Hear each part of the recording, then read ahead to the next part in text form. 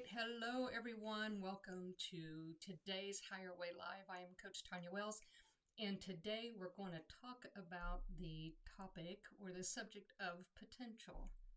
The subject of potential.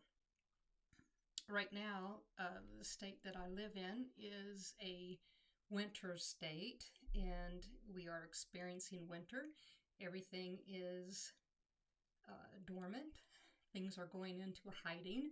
Things that appear to disappear, appear to disappear.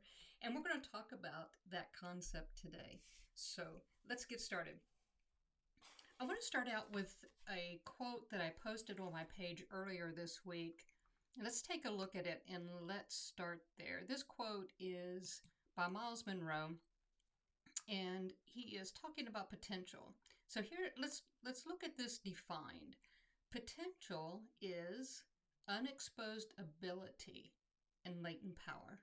I want to focus on two words right here: unexposed and latent. Let's take unexposed first. So, what does this mean in a practical way? If we can see it, if we can physically see it, then it's not potential. It's already here, right? It's already physically present. But potential is something that's unexposed. It's there, but you can't see it with the natural eye. Okay? Stay with me. And latent power. So this potential is just not something that we cannot see, but it's something that has within it power. Power to become something. Power to change something. Power to manifest in ways that can produce good or produce things not so good, right? So potential is unexposed ability. It's hidden, but it's there, and it's life-giving, and it's latent power. So when we think about our own personal lives, when we think about potential, matter of fact, I was going to save this for later, but I'm going to jump right to it right now. I sent out a question, and I asked you this week, do you doubt your potential? Do you believe that you have potential? And if so, I think the question, let me go back. I think the question was, do you doubt your own potential, or do you doubt that there is potential there for you? Most people, everybody but two people had the same response. They said B, which was sometimes. Sometimes I believe I have potential. Sometimes I doubt that I have potential. And one of the things that I said, and I think several others did as well, was that there are certain areas we have a strength in believing that there is potential to do what we need to do in a given area, but maybe there are some other areas that are more fearful and the doubt is there a little bit more than we would like. Does that mean potential is not there? No, it's just we're failing to see it at the moment. Now, I had one answer that they were mostly yes. I'm going back. Bear with me. I'm going back to my initial question. How did I pose it? I think I posed it as, do you doubt your potential? So I had one that said yes, mostly I doubt my potential. And then another one said, I doubt my potential all the time. I doubt that. So hopefully today this will inspire you to see that there is more to this. And I'm truly coming to understand that potential for anything we truly desire to do is already here. It's just, do we see it? Do we see it? Let's go to quote number 2 that he had here in that I pulled from Miles' book that I shared with you guys this week. Potential is always present, waiting to be exposed. So that just kind of tags right into my last statement. I'm coming to believe, and science is even proving, that this substance of potential is here all the time. Jesus taught the same thing, and he we saw how his life walked it out very vividly. And so when we think about our practical life, when we think about our everyday life, our life at home, our life at work, our health goals, our financial goals, and different things like that, do we stop to think about potential? Let's walk through something that I gleaned from this book that I'm going to share with you a little bit later on potential by Miles Monroe. And I thought there was two things that really stood out to me today that I wanted to share with you. And one was, let me go back here. One was to see potential as a seed. A seed, something, a seed in which something grows. And I didn't have a seed at home necessarily, but we're going to use this rock. We're going to pretend that this rock is a seed. And I'm going to ask you, what do you see? Thinking that this is a seed, what do you see? Just wanted to make sure I was still on live. I didn't see it. So, potential was there. Yes, the potential to be live is still there, and I am. So, when you see this as a seed, what do you see? Many people would say, well, I see a seed. But through the lens of potential, there's a forest. There's so much latent potential right here. There's so much latent power. There's so much latent multiplicity right here within a seed. Sometimes we look at the winter trees and we see death, but is it really death? Or is there latent potential there? Is there a dormant potential there? Preparing, getting ready. Food for thought. I want us to think about that. And I want us to realize that just because we can't see it with the natural eye does not mean it's not there. Okay, so I'm going to walk you through something that Miles Monroe taught in his book and give you a personal example of this. So he said, when we're looking at potential, potential has a sequence. It has a growth of its own, let's say. And that first one is we have a thought. We have a thought in our heart and our mind about something. And then we'll take that thought. Actually, let's go back for a second. So we have a thought in our heart and mind. This is before we even speak it. We just have this thought. And then that is like a silent word. But then we begin to verbalize that word. So now we're speaking that thought. When we start speaking that thought, it becomes an idea. Now this thought has become like an idea and a concept. And ideas now are starting to form, which is potential. Then if we take it a step further, we start using our imagination on how that idea can be materialized, how it can begin. All of us, I'll interject here just for a moment, a lot of us at the first of the year, we start thinking about our health and wellness, and we start having thoughts, and we start having ideas, and we start using our imagination on how we're going to make changes. And then this is a crucial point right here.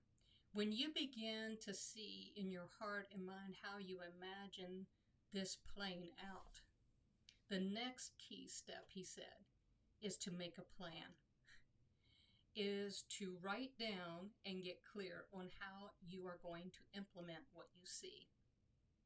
And I think this is where a lot of people stop. They don't make the plan, they just want to jump into action. But he says, make a plan. This physical plan begins to create some boundary lines and some pressure, so to speak, to bring out that potential. So remember, the potential is lying dormant, right? It's dormant, it's latent. I mean, it's there, and it's just waiting. It's waiting for something to place a demand on it. And he is saying that the plans is what helps make that demand upon our potential. Then we begin to act upon it. So I want to give you a personal example of my own. I had a thought one time, and it's been many, many years ago when I was in school, and maybe even before I went back to grad school. Matter of fact, it was. But you remember, and you're familiar with all the personality assessments and the different personality types, and many of them, or at least all of them that I had seen up to that point, were in 4 quadrants. I had taken tests with everything from Myers-Briggs to animals and colors and different things, jewels. I mean, there's different ways to say, well, this personality type, here are their strengths and weaknesses, and this personality type, and it was always in 4 quadrants, and they were all boxed in. Even though they said, now we're not trying to box you in, still the picture in my mind was boxed in, and I never fully resonated with that. I'm not. I don't speak bad of anybody that believes in that, because some folks believe in that wholeheartedly, but it just didn't resonate with me. So I had this thought, I'm not crazy about the 4 quadrants, and I just kind of shelved it. If anything, I looked at the 4 quadrants, and I began to see the strengths of them all, and began to see how Christ himself was the picture of all the strengths. And I thought, well, let me just become more like him, and then that will extract the strengths out of all of the quadrants. Well, I began to speak this to myself mainly. Probably might have voiced it to a couple other folks, I'm not sure. But with this, when I went back to grad school, I was introduced to another model that the Chinese had developed about 2,000 plus years ago, and how the lens that they looked through life at. And this began to give me an idea. Because when I saw this, I really began to see how not only did it resonate with me, but it made sense. It made sense for life. And it was, they looked at life through the lens of the 5 seasons. Now, we typically think of 4, but here's one of the changes that I saw in this, and they said 5. They looked at that, our emotional grid, they called it, and they looked at our lifespan, excuse me, and they looked at how we interact with life through this lens of the 5 seasons. Now, this began to resonate. So I began to have some ideas and imagine what this would be like. Well, those 5 seasons were winter, spring, summer, end in summer, and fall. And they each had characteristics. They had strengths, and then they had what they called vulnerabilities. So they didn't see it as strengths and weaknesses. They saw it as strengths and vulnerabilities, and how we get stuck sometimes in various seasons when the goal of life is to be able to move through them. So this really began to follow that train of thought, so to speak, of feeling like I had something that I could really build with and work with in my own work and in my own life. So I began to imagine what it would be like to incorporate these 5 seasons in my own life. And for a little while, I began to created an assessment with it. I even created a workshop out of it and facilitated it probably about 5-6 years ago. And then I just shelved it, forgot about it. Potential. Let's go back to potential. It's latent. Now, it did have some development, but it had been latent for a while. So the potential was still there to do something more with it. Let's see, what did I do next? So the last couple of weeks, I began to think about it. And I brought back out the 5 seasons, and I began to plan. And I began to incorporate on paper what it would look like if I began to go through the 5 seasons in the 12-month period that we have here, what we call a calendar year, and begin to speak on topics that relate to that particular season. For example, today we're starting with potential. Potential to me is a winter topic. It's something that, remember, is unseen and it is hidden and it is latent, but it's there. And so we're hitting on that.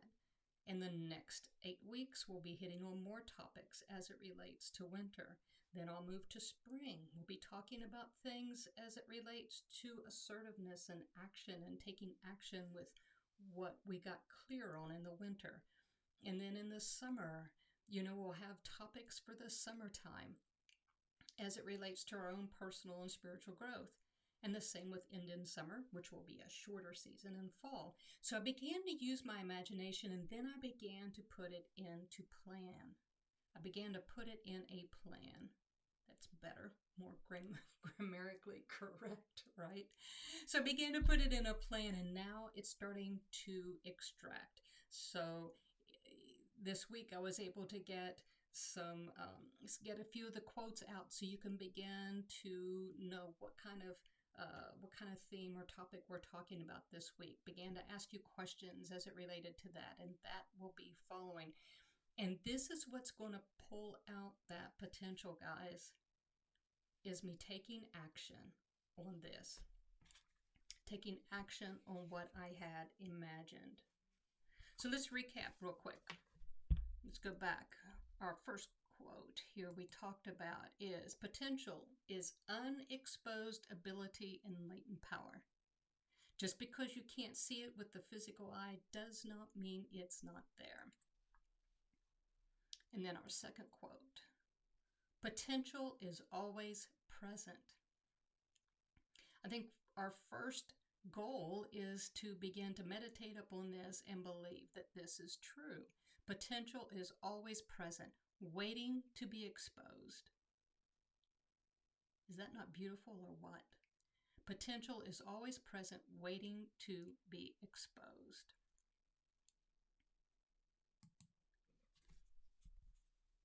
And then quickly, the sequence that I walked you through just a minute ago with my example is we have a thought, which is a silent word, and we take that thought and we begin to speak it, whether we begin to vocalize it, whether it's to ourselves or to others.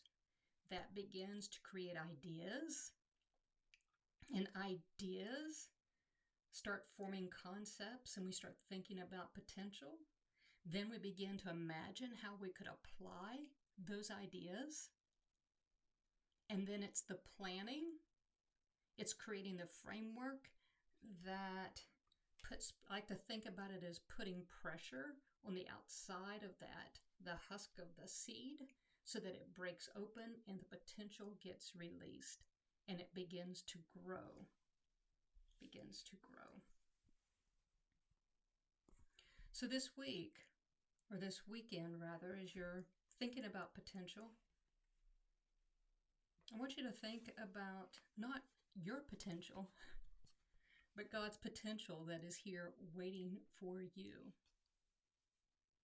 You know, some of you guys that are out there that follow me and work with me, you know that being a Christ follower is very important to me, and it's such an empowering belief and place to be when I know the potential is endless about who I can become and what I can draw from what I believe is already present of his heart and of his mind and the way he thinks and the way that he is and behaves, or what we see in that.